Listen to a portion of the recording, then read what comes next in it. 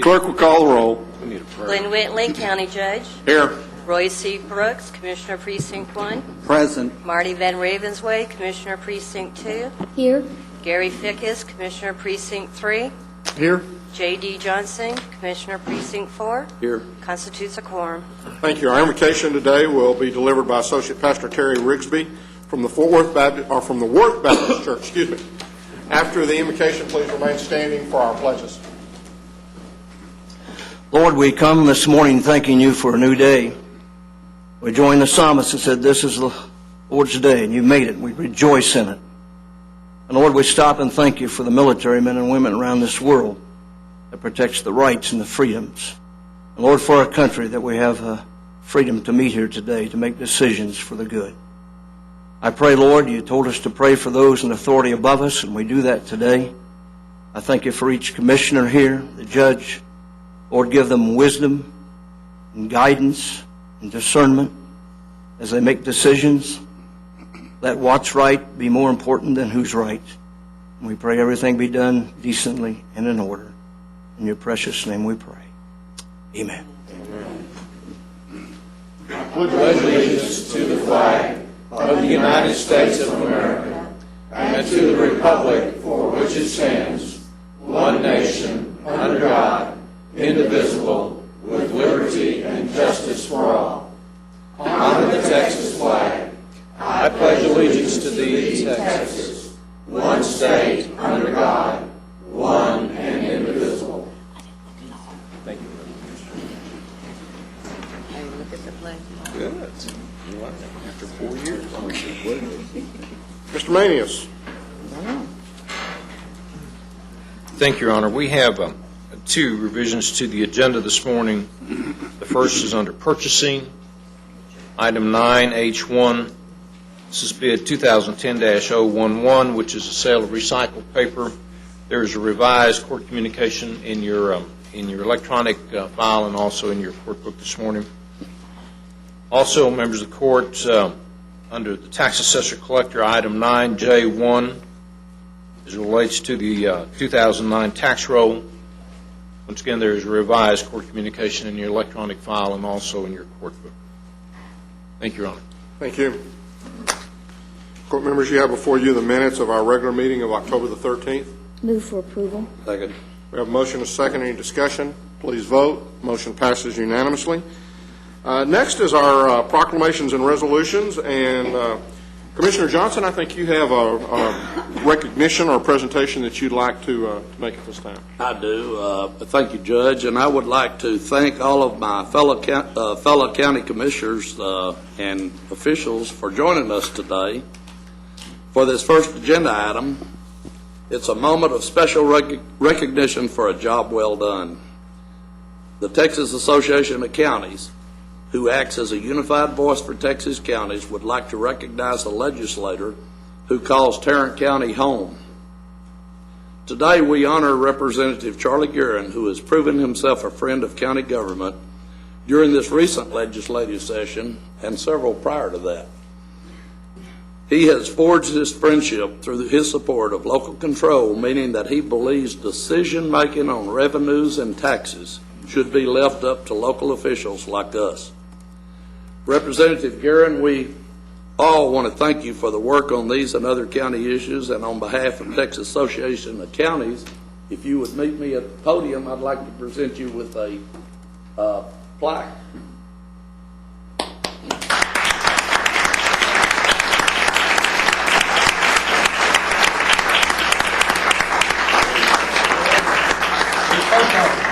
Here, but Mark Blake did not do his job.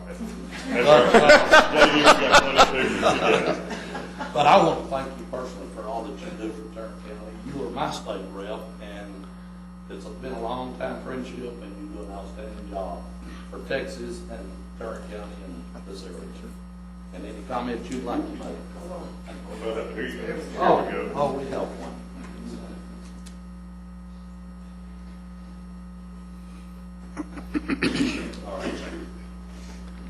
Mr. Johnson, Commissioners, Judge Whitley, it really is an honor to serve Tarrant County. It's lot of people down there think they've got the greatest job, and I know I do, because I've got great commissioners to work with, a great county, and a great bunch of legislators to serve with.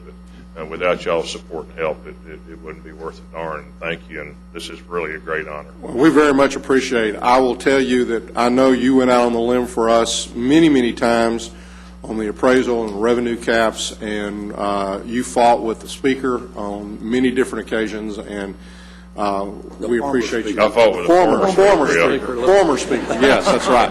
Well, the reason we have a new one is because of you also. So I'll take some of the blame. And I understand from just an earlier discussion that you and our tax assessor collector are close to celebrating the same birthdays. I think Betsy's got a birthday on Wednesday, and you have one on Thursday, and you're leaving town, and I don't know, Betsy may be leaving town too. Well, Betsy, I thought Betsy would be smart enough to leave too, but. Well, congratulations to both of you on upcoming birthdays, and again, thank you very much for everything you do for us. Thank you, and I really appreciate this honor. Thank you, Charlie.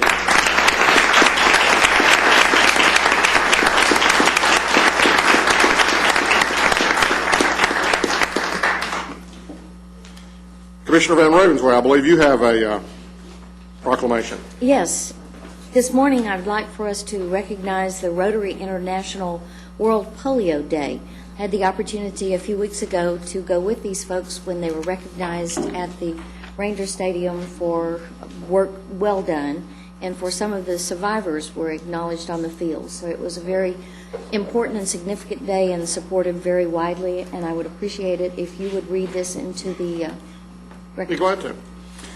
Rotary International World Polio Day. Whereas polio is a crippling and potentially fatal disease that still threatens children in parts of Africa, Asia, and the Middle East, and whereas while the incidence of polio has declined throughout most of the world due to various education and immunization programs worldwide, it is still critical that individuals be vaccinated against polio.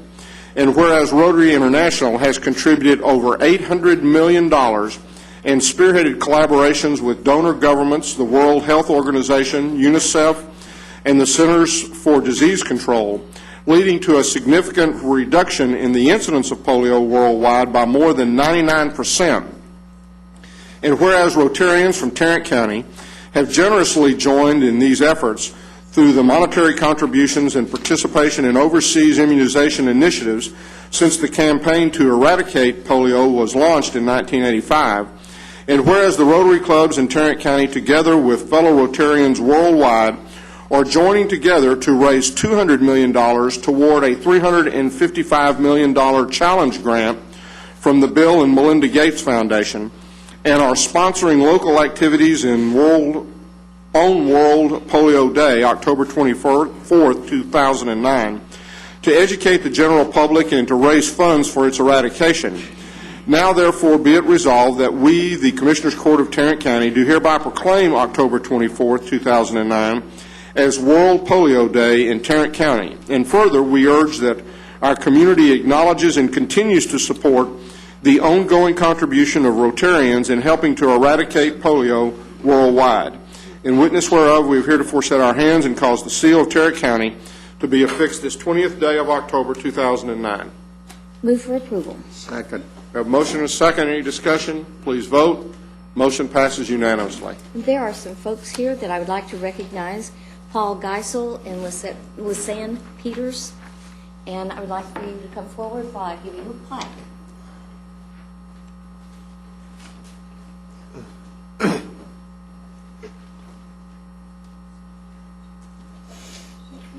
Thank you very much. And you guys can introduce yourself because I know I get the titles wrong.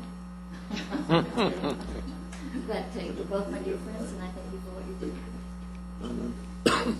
I'm Lisanne Peters, and I am the Assistant Governor over the 7 clubs in Arlington. I'm Paul Geisel. I'm the chairman of the polio effort in Tarrant County, as well as 38 other counties in the state of Texas, and have been on numerous immunization trips. And this last year, we immunized 4.5 billion children. Thank you. Wow. That's amazing. And we're going to have to do it again and again until this is over. So thank you so much for this. It's recognition, and we really, really do appreciate it. You know, I will tell you that we have been, I am in a Rotary Club out in the HEB area, and I remember well when we started the campaign in '85, and every Friday morning to this day, we still continue to send the little polio bucket around where we collect money and in this effort, and it has been a fantastic effort. And I think it's well demonstrated that how good a job it did that we were able to get the grant, the matching grant from the Gates Foundation, because I think they looked to see and they said there's no better emissary to do this than Rotary International, and for that we appreciate it. Well, the question frequently comes, why Rotary, and how can we do it when other organizations and other health organizations cannot? And how do we get to all of these remote areas of the world? And the answer is really very simple. We live there. Yeah. So thank you very much. Oh, thank you.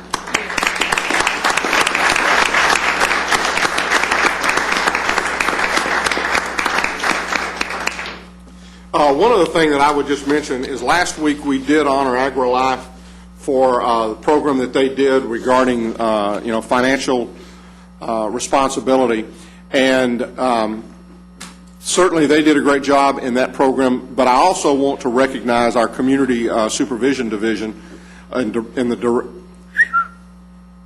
It's just not working well this morning. I'm sure glad I'm not having to pronounce all those names. In the domestic relations office, because they kind of jointly work together with AgriLife on that, and Donna Larson and her group really put together some work in that area, and we wanted to be sure and recognize and thank them also for that. Next, we have before you the consent agenda. Move approval. Second. We have a motion and a second to approve the consent agenda. Any discussion? Please vote. Motion passes unanimously. We have a public hearing today. Ms. Lamb? Your Razorbacks almost pulled it out. Smiling even after that loss. It was a pretty good game. I'm here today to request that Commissioners Court recommend the installation of an always stop at the intersection of 9 Mile Bridge Road and Bonita Oaks Lane. This is at the request of Precinct 4. The county engineer has reviewed the location and is recommending that we install an always stop. This is a public hearing, and I will open the public hearing and ask if there's anyone here wishing to speak to this matter. Renee, did we send out any mailers to anybody on this? Or No, sir. Just published it? We published it in the paper, and that's it. There being no one here from the public wishing to speak, then I'll close the public hearing and ask if there's any action that we would like to For its approval. Second. We have a motion and a second. Any discussion? Please vote. Motion passes unanimously. Thank you. Thank you. Mr. Manius? Thank you, Your Honor. Mrs. McMillan is going to make the presentation on item 1. Judge, Commissioners, we have on the agenda today approval of the tax abatement agreement for the Omni Convention Center Hotel. And I know many of you probably thought we had done this a long time ago. Back in 2007, after we had kind of finalized the terms of this agreement, we worked with the Omni representative to finalize the agreement, going back and forth, and then that person left that position, and it kind of sat stagnant for a while.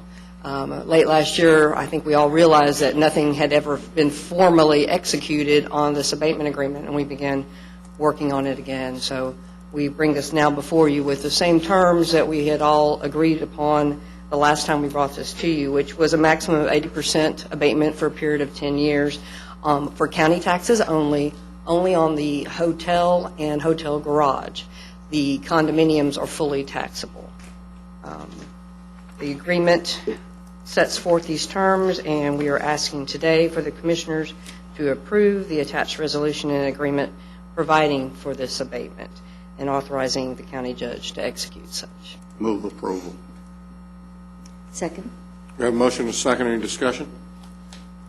Please vote. Motion passes unanimously. Thank you.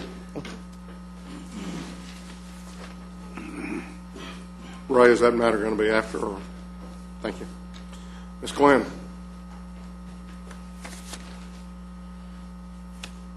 Good morning. Good morning. We have 3 items for the court this morning. The first item, we're asking the court to receive and file the personnel agenda. So moved. Second. A motion is second. Any discussion? Please vote. Motion passes unanimously. The second item, we're asking the court to approve an out-of-class pay extension for juvenile services. This is an item that you've seen before. This involves the juvenile probation officer who's performing the duties of the caseworker supervisor who's assigned to the JCMS project. If approved, this out-of-class pay will be extended through the end of January. The fiscal impact to the general fund is a little more than $2,500. Move approval. Second. We have a motion and a second. Any discussion? This is a backfill, right? Correct. Well, this juvenile probation officer has actually assumed the duties of the supervisor who's been lent actually to the JCMS project. And it's my understanding that they will probably be back a few more times. I think the caseworker supervisor is expecting to stay on that project through 2010. So that's a yes. I guess that's how you define it. Any other discussion? Randy's shaking his head. Any other discussion? Please vote. Motion passes unanimously. And our third and final item, we're asking for organizational changes. CDC3, the judge of CDC3 is asking that her bailiff be transferred, or the bailiff's position, be transferred to the sheriff's office. There's no fiscal impact. Move approval. Second. We have a motion and a second. Any further discussion? Please vote. Motion passes unanimously. Thank you. Thank you. Mr. Turner.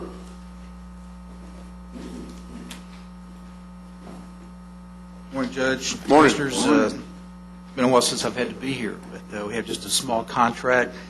This particular program provides for a contract, and the contract with Santa Fe Adolescent Services, or Youth Services, for students who are involved in our JJAEP. Basically, this is a social skills development, youth development prevention program for our middle school population in particular. We work with the parents, community members, and develop positive commitments to family, school, in an attempt to get those kids back into their public school and be successful in that environment. The contract period is from September 1 through August 31st of 2010 for $20,000. The DA's office has reviewed the contract, and our board approved the contract on October 14th. So we do ask for your approval. Second. We have a motion and a second. Any other discussion? Please vote. Motion passes unanimously. Thank you. Mr. Beecham.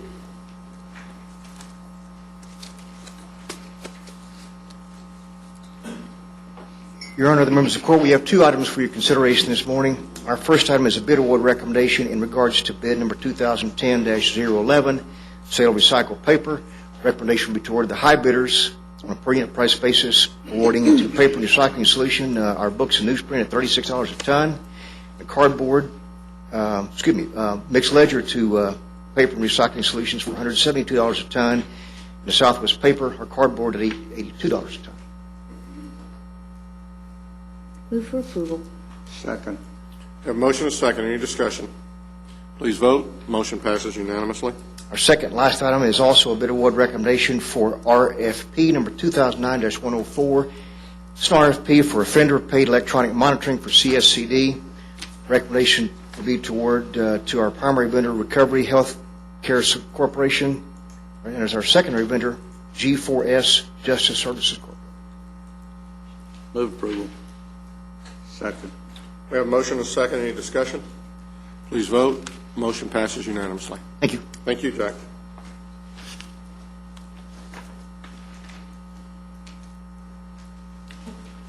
Miss Betsy.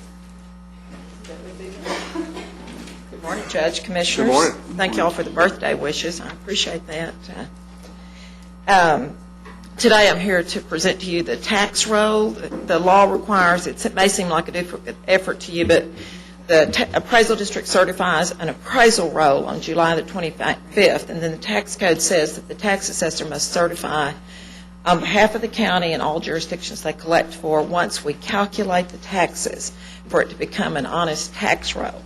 So since we've already mailed bills, it's time to get your I thought I approval. already got my bill to mail. You did get those love letters, and I keep getting a lot of flack about the love letters I sent. The billing roll is obviously a fluid roll. The numbers we're giving you today are based on the September billing roll, which is the September's roll they give us, and then any changes that come in during that period. The taxes are fluid because every month we get changes to those, ownerships, exemptions, protests that weren't finished, we get those in, or incomplete appraisals such as minerals and things. But as of the September billing roll, for all the entities that I collect for, which is 63 entities when you take in the PIDs and everyone, there are 7,441 and 142 accounts for a total levy of $2,904,631,178.94. Make sure we get that 94 cents in there. And for the county, there are 724,718 accounts for a total of $324,977,432.21 on the county entities. 324. 977,432.21. And that is the initial billing that we used. I did bring you today just for information. Most of you are aware that we have a tax sale going on tomorrow, seized goods from Serco Appraisals. If you want to see furniture, fixtures, rugs, anything that we have, it's at the Ed Center. Previews today, and the auction begins at 10 tomorrow. But I brought you a little information on mineral counts, the status of incomplete properties. A lot of the incomplete properties are mineral, but I wanted y'all to see the number of mineral accounts. You'll notice on the chart that for 09, already we've jumped from 23,000 mineral accounts to almost 73,000, with a good many still out. This does not have the dollars on it yet. As soon as we get the dollars calculated, I'll give you that. But I thought you might like to see the activity still going on. And again, we don't put them on there until they're connected to the pipeline. That's correct. These are wells that are in production with gas flowing to the through the pipeline. There's a lot more than this that are drilled but not added. They've not been connected That's right. yet. They can't be taxed until they're actually producing. Okay. But this is just FYI for y'all to see.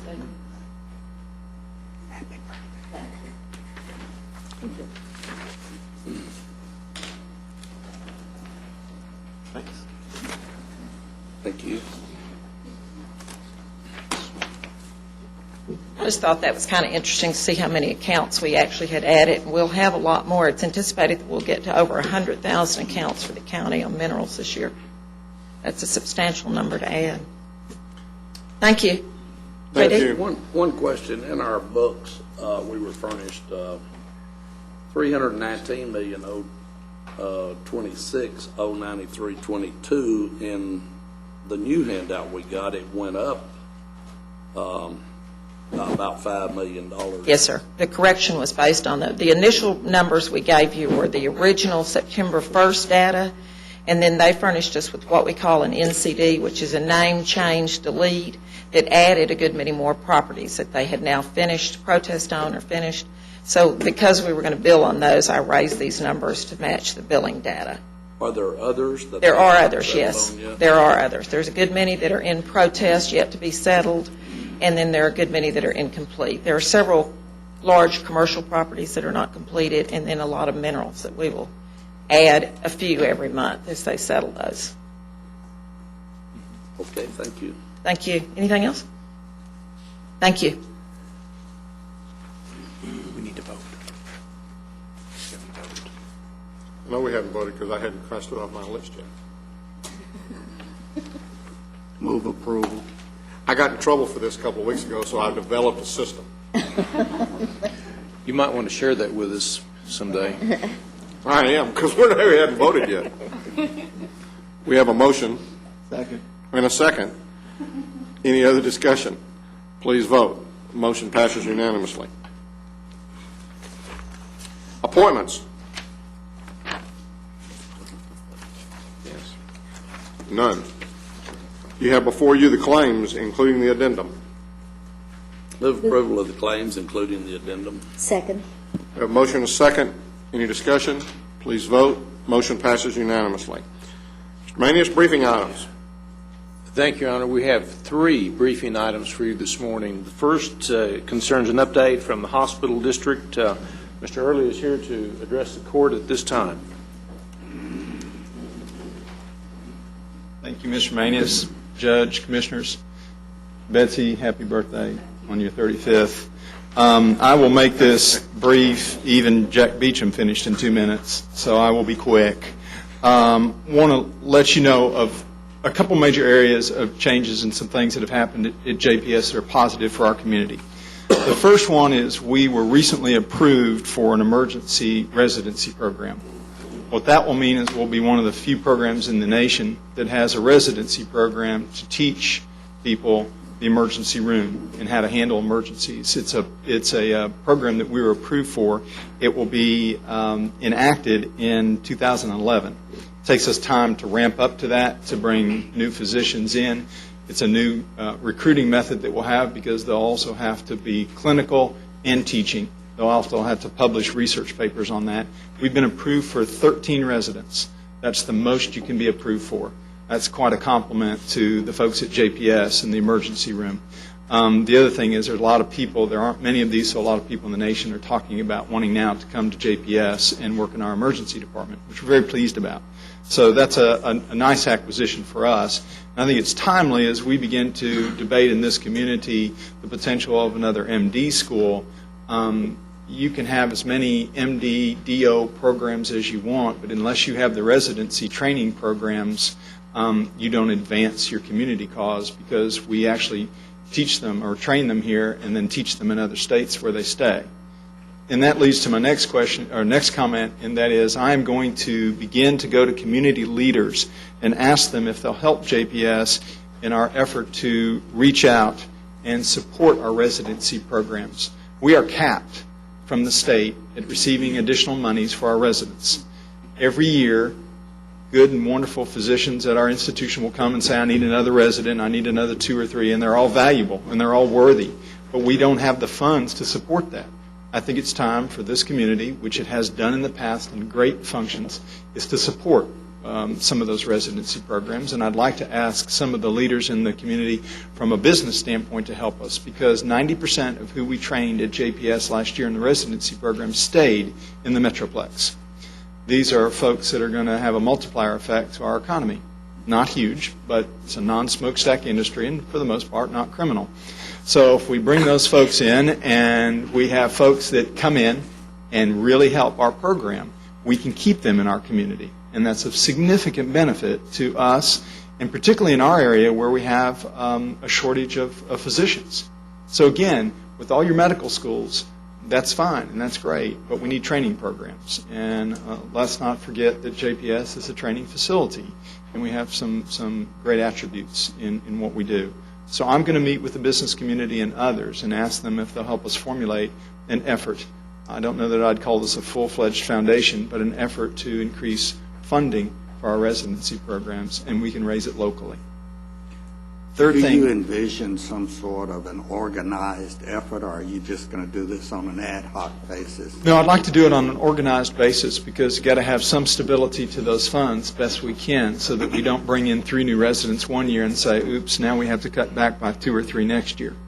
So you'll be looking for corporate leadership to step forward and run and sustain this effort? Yes, Commissioner, I will.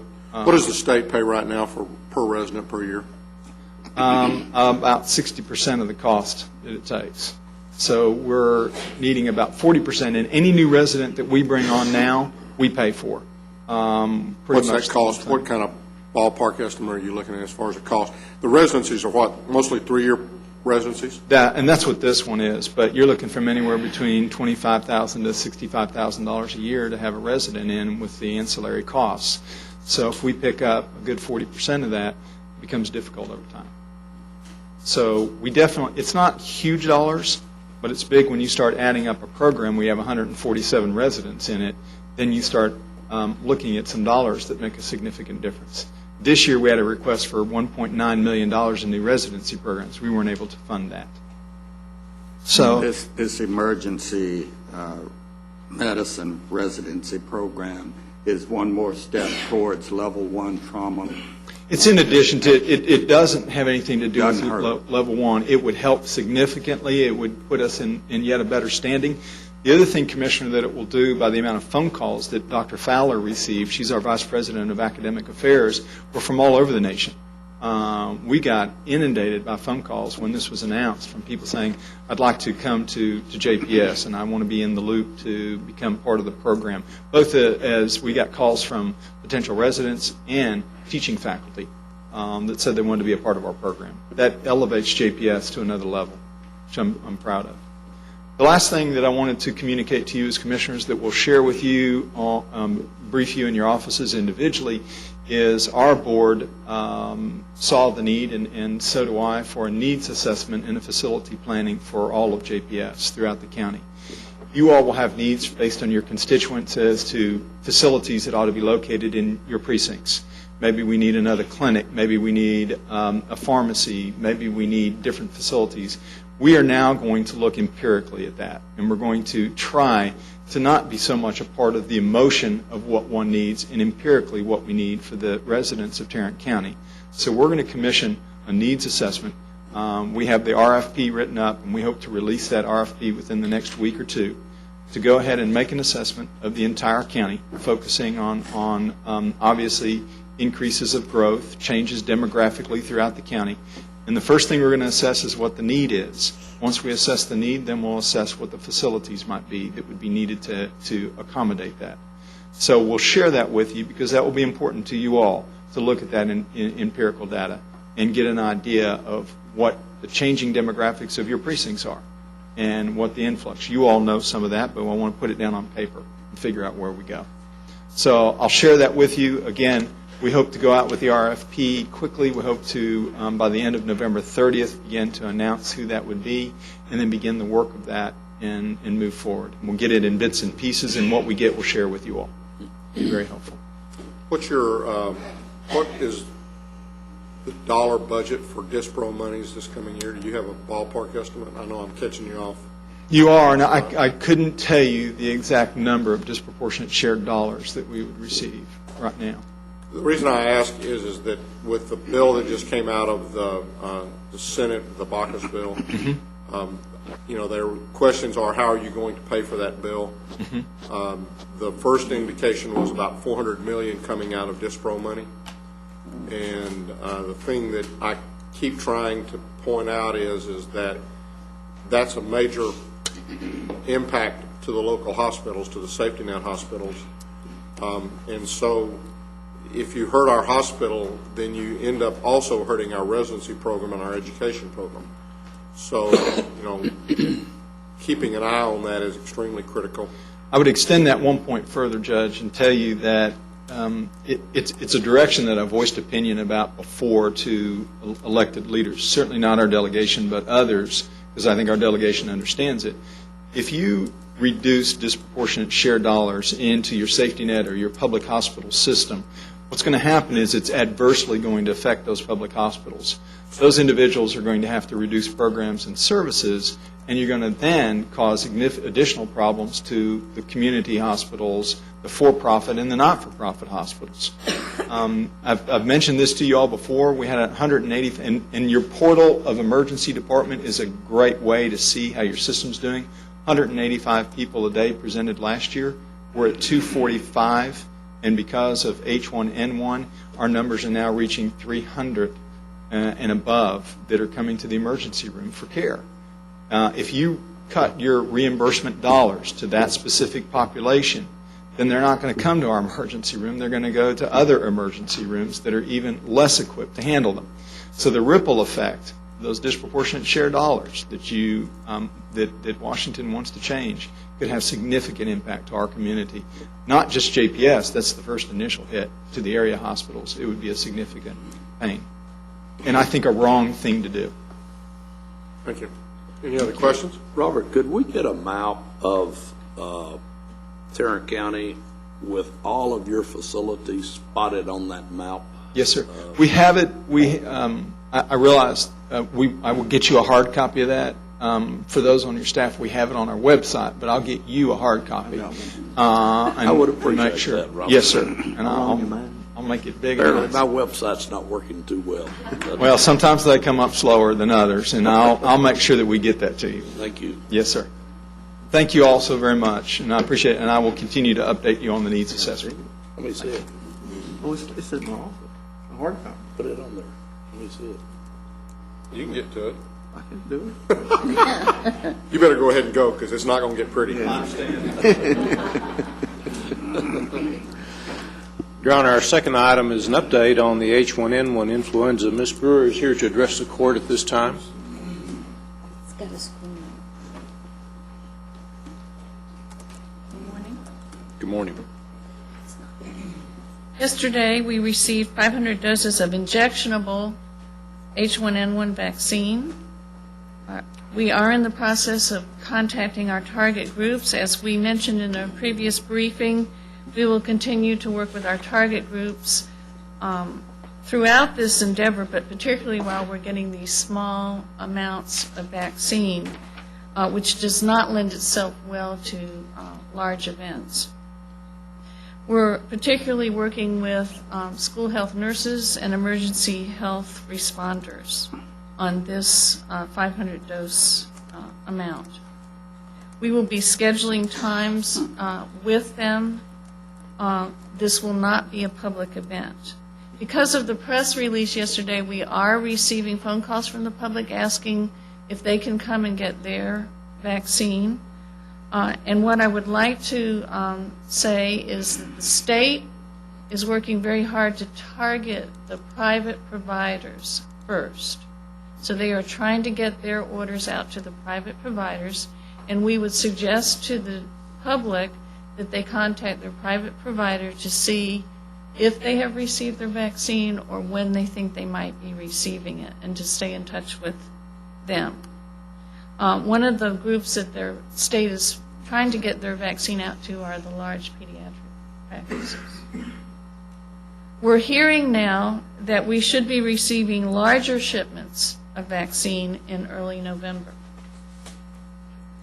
Although we're also hearing that shipments may continue to come in through December and even into January. Our plans have been and continue to be that when we receive larger amounts of the vaccine, we will place that in our clinics, our public health clinics. We will have additional storefront locations in some of our strip malls throughout the county so that we can be out in the public and more accessible to the public. And according to how much vaccine we have and demand, we will be ready to do additional special events. But this is all when we have enough vaccine. So the 500 that you got in, is that gone? It will be this week, is the plan. We're working with the school health nurses and the emergency health responders to set that up. And so they're setting those priorities and then distributing based They're- upon whatever Yes, they're within criteria they're using to set that.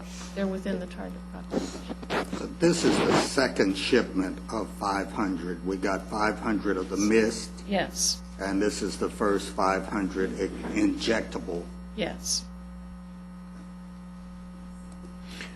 Lou, how many did we originally ask for? Was it 25,000? Yes. 25,000. So we still are expecting about 24,000 over some period. Well, The first 500 were not part of our Well, order. neither was this. Okay. Okay. So they're just still sending out tests to see if they get here, right? Well, we know the flu mist was that. I have not heard that said about this amount. What the state said was they wanted us to have some on hand with this drop. But neither round was included in our 25%. What would you say or do you have an estimate of how many people are calling wanting it, and you're having to basically say? It was busy yesterday. I couldn't give you a number. Okay. I don't think it was an overwhelming number, but it was busy. So we're not having people get too upset at the fact that they're not able to access the vaccines at this point? Not to my awareness. Good. Not too bad, anyway. Yeah. They're lined up around these health departments, offices. For the seasonal. They're for the seasonal. Now, how are you, the school vaccinations, is that beginning to back off now? It's much better. Last week was much better. There was still a lot of students out, but the schools have been working very hard to get those numbers down. And for those that have been coming to the clinic, we've been able to accommodate them. But the first priority is the seasonal flu. And we have plenty of those vaccines. We still have that vaccine. It's a steady flow. It's not an overwhelming flow of people coming to the clinics, but it's steady. Any other questions? Thank you, Lou. Thank you. Thank you. Members of the court, our final presentation is item C. This is deals with the capital improvement program, specifically the medical examiner's office. Mr. Phillips is here to address the court. Good morning. Good morning. Good morning. I'd like to update you on the medical examiner's office expansion project that was included in the 2006 capital improvement program. The construction documents have been completed and are being reviewed by facilities management staff, Broadus KAI project management staff, the Thomas S. Byrne construction managers, and were submitted to the City of Fort Worth for plan review last Friday. We're running about 45 to 60 days behind schedule because Jacobs Architect Engineering Firm had a staffing change in the mechanical engineering portion, and they asked for the additional time to take another look at the drawings, and we provided them with that. So they have completed that review. The City of Fort Worth Development Department and Fort Worth South, Inc. have approved our project and issued a certificate of appropriateness for the urban design of the project. Also, we have received an Antiquities Permit from the Texas Historical Commission regarding construction on the public property. Regarding replatting, Mike Amador... Let me go back to that one. What was that? Antiquities. As a public entity, a governmental agency, we are required to go through the Texas Historical Commission for review of moving dirt on county property. We got historical dirt? Well, we don't there. We looked. We were concerned. We're right next to the Emmanuel Hebrew Cemetery, and we dug some trenches to make sure everybody made it in the cemetery. Because we're not... That's a good thing. I'm not going to... There are so many places to go with that statement. I'm not going to... No. Yeah, so we didn't find it, so everything's So good. all we found was new dirt. We didn't find any old dirt. Everything is great. They issued a Antiquities Permit. We're good to go. Mike Amador, Mark Starr, Britton and Crawford Land Surveyors, and Jacobs have been working with the City of Fort Worth for replatting the property. We had one little opportunity regarding the sewer line that serves the JPS medical office buildings, which are right next to our medical examiner's lab. We're going to need to relocate the sewer line. It's going to be too close to our new building, and it looks like the value of that's somewhere below $125,000. So we're working with that. That would include engineering fees. Also, we're going to be increasing the water line from an 8 to 12-inch line coming from Main Street, which is about 900 feet, so we can properly serve our building. And that premium for that is probably in the $25,000 range. GK is working on the real property exchange with JPS, and he should have a contract to Commissioners Court in a couple of weeks so we can finish up the platting process. Actually, the JPS board approved that contract last Thursday. It'll be in court next Tuesday. Excellent. Encore Electric... schedule. We appreciate that. Encore Electric Delivery Company has completed the conversion of the overhead lines to underground lines so we could have a safe site when we construct the building. Also, we'll be using a construction tower crane about 150 feet high for that project. Thomas S. Byrne was required to secure FAA approval of the crane because of the flight lines of the Care Flight helicopters, so that's been done. We plan to publicly advertise the project in late November or early December, and we'll be bidding the base project, which is 43,000 square feet, two-level, plus an add alternate for a third-level shell space. You're going to bid that when, you think? I would think probably early December that we'll publicly advertise. Again, we're running a little bit late on that because of a design challenge. What's the estimated completion date right now? I would say the summer of 2011. We're going to do it 2 phases. We're going to build a new building first, which take about 14 months or so. Then we're going to come in and do the renovations to the existing morgue area and coolers. They'll have to use that new building to stage up and move those folks around and do business. So it's going to be in 2 stages. And while I'm here, I could talk about some other things. Like the juvenile? Yes. No activity there. That didn't take long. That was easy. That's the rest of it. The civil courts, I don't know if you notice on Weatherford Street, the college district, the Tarrant County College District just completed some hooking up our fiber optic lines to our Family Law Center, which was part of our exchange of the property. Encore will be working on some underground utilities, extending the utilities 1 block east in a few weeks. That'll probably take them a month or so. And they're extending those from where? When we built the Family Law, we stuck a 12-inch PVC line in the wall of the Family Law Center and stuck it out in the dirt, and thinking we might build something to the north. They're attaching to that, and they're going north across the street on Weatherford and down east into Calhoun. And we'll stop there. When we build our civil courts building, we'll attach there, and we'll be able to run fiber optics lines inside that pipe. Now, will that be where the power comes into that building? Well, it's all going to be kind of busy over there, yes. Kind of busy. We're not putting electrical wires in the same PVC pipe. No, we won't. But they're going to be coming from that, because I thought the electricity was coming actually from the old courthouse side, but you're saying it's coming from the Family Law? That's the fiber optics conduit that they just finished. The electricity is underground power grid, which is coming out of Commerce, and they'll tap on. And part of our exchange agreement with the college district was to make us whole and move us 200 feet to the east. And so they're going to do that. And that's encased in the Weatherford side of the block? The north side of Weatherford? Yes. Before the park starts down too deep, I'm assuming. It's going to be kind of messy over there for a few months when they do that work. It's kind of intensive work. Busy and messy. Yes, it will be. It's going to be quite a challenge. Also, while we're not a bond project, but we did receive jail standards approval of the 6th floor holding cells last night, so they can use those holding cells. By the way, we're allowed to put up to 28 inmates in a holding cell now because of the jail standards regulation change. It used to be about 9. Now they go by bench, linear feet instead of square feet for the room, and now we can put more derrieres in a row up to 4 hours each. Derrieres, is that one of them French words? Yeah. And Tim Curry, Criminal Justice Building Science. By the way, that's a significant change. We just increased it's a major 15 people. How many of those tanks do we have? We have 1 for every criminal district court, and that would be 10. Oh, what's that? What was the question? Number of criminal district. No, but what was the question? He has many holding cells. We have 5. The holding cells? We have a holding cell for each of the courts, and so they're. Yeah, but the holding cells are up on the floor with the courts, right? They double up.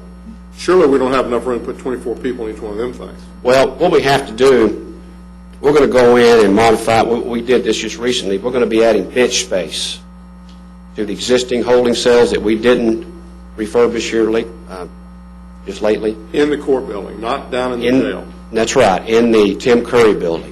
And we're going to be adding some benches to see if we can add more folks to those particular holding cells as well to serve those other criminal district courts. I need to go up and look at one of those things. I need to find a judge that I'm friendly with so they won't put me in that thing. There are holding cells not only in the criminal districts but also in the county criminals. Yeah. So you have at least 20, probably 21, 22, probably 22. Do they not share holdings? They don't share their holding cells. They do share their holding cells. So there's going to be a holding cell for a 2-court set because the elevator's on one side and the holding cell's on the other. Okay. The last thing I had was exterior signs. I see. Chief, are you just standing up and stretching? Well, Right here. there are 46 holding cells in the 46. How many courts? We can put the whole jail over in those holding cells. We just couldn't sleep on. Go right And ahead. regarding the Tim Curry building, regarding the Tim Curry plaque and such, the plaque should be ready in a couple of weeks. The exterior signage will probably be ready in December. Our low bid backed out a couple of weeks ago, and we had to go with the second low. 32. And so we Now, got, when you say the plaque, you're talking about the big, yeah, the little plaque that goes inside the building, Well, then there. the Tim Curry likeness, okay. and that should be ready in a couple of weeks. The exterior signs will be ready in December probably, and the painting, he's requiring 65 days to paint the building. They're starting now. However, with weather delays, I would expect it would be late December or January by the time they get finished. So we're probably going to be looking at sometime January or February to make that ceremony, that little ceremony. That's all I have. Thank you. Any questions? Thank you, David. That's all we have at this time. This time, we'll recess the Commissioners' Court from open session to proceed to closed session to discuss items exempted under Sections 551.071, 072, 074, 076, and 087 of the Texas Government Code. Is that